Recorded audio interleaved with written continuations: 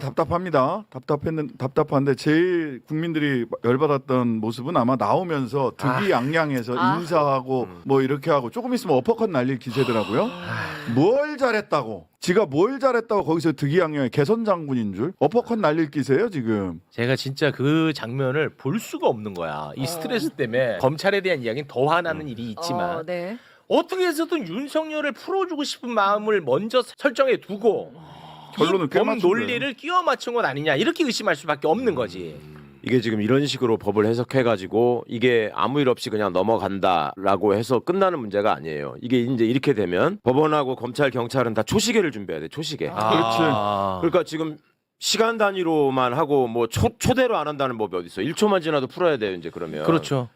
그러니까 법에 없는 것도 지 나름대로 해석해서 하니까 일단 초시계를 준비해야 되는 문제고 네. 두 번째로 앞으로 체포돼서 구속되는 사람들은 변호사들이 전부 다 체포자부심을 청구할 거예요. 그렇지. 지금까지는 거의 청구 안 했거든요. 아, 그렇지. 그러면 그렇게 청구하고 나서 그걸 받아갖고 접수시키고 가져오는 직원들한테 이거를 최대한 늦게 갖고 가고 최대한 가져오지 말아라고 뇌물을 매겨야 돼. 그러면 그 사람들이 늦게 가져가고 늦게 가져올수록 이거 시간이 다 늘어나가지고. 그렇지. 아니, 그러니까 다 이게 들어가 버리니까. 다 들어가 버리니까 이제 그 구속 시간에서 다 빠지는 거잖아요. 그렇지. 그래갖고 이제 수사할 시간이 줄어드는 거야. 그렇지. 수사를 못 하잖아. 네, 이제 그렇게 해야 돼. 그다음에 또 더 문제가 그러네. 이것 때문에 그러면 지금 검찰이 뭐 인권 보장 차원에서 이렇게 해야 된다라는 게 지들이 지금 대검에서 이유 없이 다 결정했다는 거잖아요. 그러면 불법 감금을 했다는 거예요. 그렇지. 검사는 그죠? 그렇지. 처벌해야 돼요. 그렇지. 그 불법 감금뿐만 검사만 처벌해야 되는 게 아니라 판사가 뭐라 그랬어요? 지금 과학 기술이 발달해 가지고 시간 체크하는 게 전혀 어렵지 않다. 그러니까 이걸 했어야 된다 그랬어. 그러면 날짜 시간 계산하는 게 법원은 그렇게 어렵나요? 금방 계산할 수 있잖아. 자기 말대로라면. 네. 그리고 시간이 오버했으면. 근데 한 달 넘게 구속시켜 놨잖아, 또. 그렇지. 지도 처벌 받아야 돼. 그럼 불법 감금이야.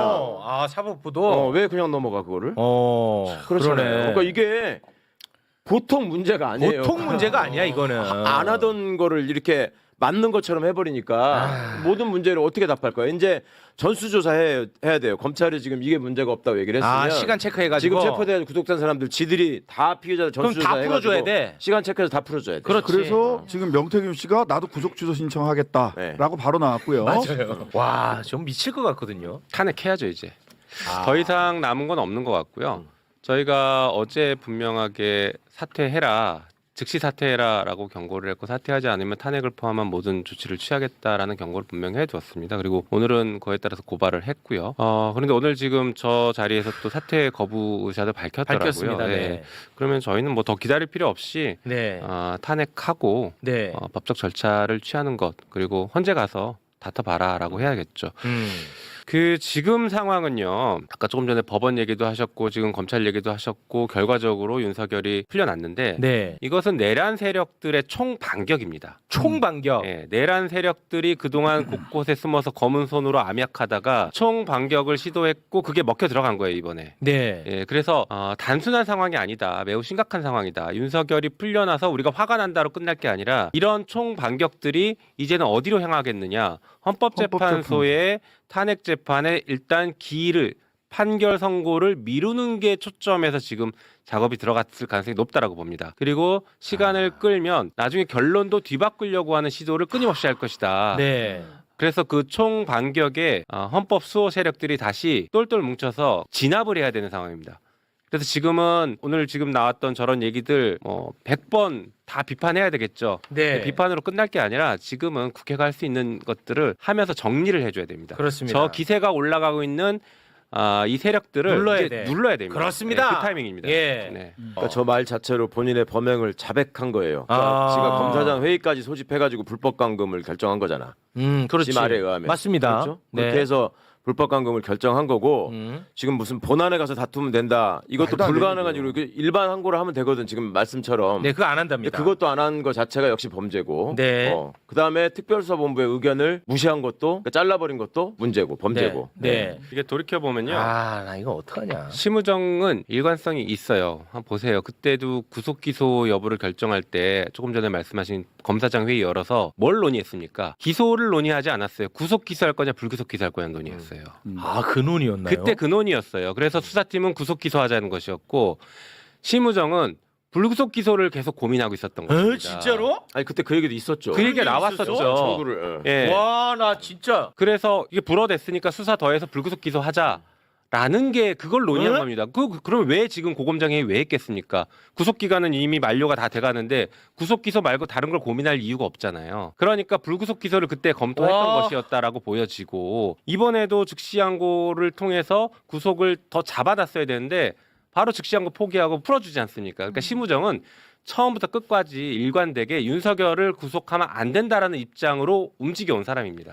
아니 근데 만약에 그게 맞다면 우리 의원님이 말씀하신 게 맞다면 이따가 얘기하려고 했는데 윤석열에 대한 그 공소 유지도 우리가 그럼 불안해해야 된다는 얘기가 그래서 되거든요. 특검이 필요한 당연히 겁니다. 그래서 특검을 해야 그래서 되는 특검 거죠. 해야 되는 거예요. 지금 검찰을 어떻게 네. 믿습니까? 그러니까 아이고. 최상목에 대한 책임론이 동시에 지금 불거져야 되는 겁니다. 최상목이 지금 뒤로 빠져 있으면 안 돼요. 상설특검 임명하지 않고 있는 이것에 대해서 최상목의 잘못이 지적되고 저희가 이제 법적 책임도 물어야 된다고 생각하고요. 그리고 특검법에 대해서 거부권 행사한 것도 저희가 그대로 넘어갈 수 없는 사안이라고 보고 있습니다. 그러니까 그리고 저는 특검이 해야 돼요. 비슷하게 좀 보고 있고 의심해야 된다고 보는 게 그 특수본에서 그러면 수사심의위원회 신청이라도 했어야 됩니다. 총장에게.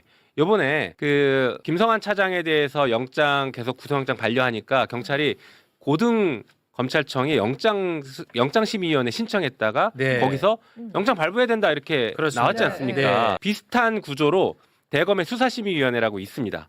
그래서 이견이 있을 때에는 이 특수본부장이 수사심의위원회에서 그러면 논의해보자 라고 요청을 했어야 돼요. 진심이었으면. 아, 진심이었으면 당연하죠. 그래서 그러면 적어도 수사심의위원회 회부를 안 할 수 없는 상황이니까 하면 최소 2, 3일은 걸립니다. 와. 그 수사심의회를 낯설게 들리실지 모르겠는데 예전에 강원랜드 사건 때 그때 특수본이 만들어져 가지고 그때 왜 권성동이 취업시켜줬나 말을 하고 네. 그 문재인 정부 때예요. 그때 그 문무일 총장이 만든 제도거든요. 맞습니다. 그거를 수사심의위원회 만들어서 논의하자 해가지고 기각시킨 적이 있었는데 그거조차도 안 하고 이렇게 이제 정리가 되는 겁니다. 하나 추가하자면 이 일이 터졌을 때, 그러니까 법원에 저런 결정이 나왔을 때 국힘이 일제히 갑자기 공수처를 때렸어요. 그때부터. 그리고 오늘까지도 공수처를 때리고 있어요. 오늘 그러니까 공수처예요. 왜냐하면 공수처가 지금 이거를 수사할 수 있는 거의 유일한 기관이란 말이에요. 공수처가 심우정희의 통화 기록을 확보하는 순간 여러 명이 드러나게 돼 있어. 지금 김주현이하고 박성재가 가만히 있었겠냐고. 그리고 그 비화폰 서버로 역시 비화폰으로 통화를 했을 거기 때문에 심우정희는 그거를 목숨 걸고 지켜야 될 필요가 더 늘어나고 있는 거고. 그것까지 지금 이빨을 맞아서 돌아가는 알겠습니다. 네, 끝으로 하신 말씀 하시면서 마무리 짓겠습니다. 그 지금 뭐 어제 그제 있었던 일들 때문에 국민들 충격 받으시고 화가 많이 나셨을 건데요. 또 이제 정치권에서는 거기에 대한 분노를 표출하는 것도 있지만 이 상황을 어떻게 수습해서 어떻게 맞습니다. 안정적으로 탄핵 인용될 수 있게 신속하게 인용될 수 있게 하느냐 이 역할을 해야 됩니다. 그래서 말씀드린 저쪽에 기세가 올라가는 것들을 빠르게 제압하고 꺾어야 된다라고 생각합니다. 네. 그래서 저쪽에 내란 세력들이 움직이는 그 모습들의 주요한 임무를 수행하는 사람들에 대해서 국회가 필요하면 탄핵 절차를 하거나 아니면 고발을 하거나 뭐 여러 가지 조치를 취해서 그쪽의 움직임을 최대한 막아내야 할 필요가 있다라는 네. 생각이 듭니다. 그래서 그 역할들을 하기 위해서 곧 의총에서 많이 논의하도록 하겠습니다. 너무 고맙습니다.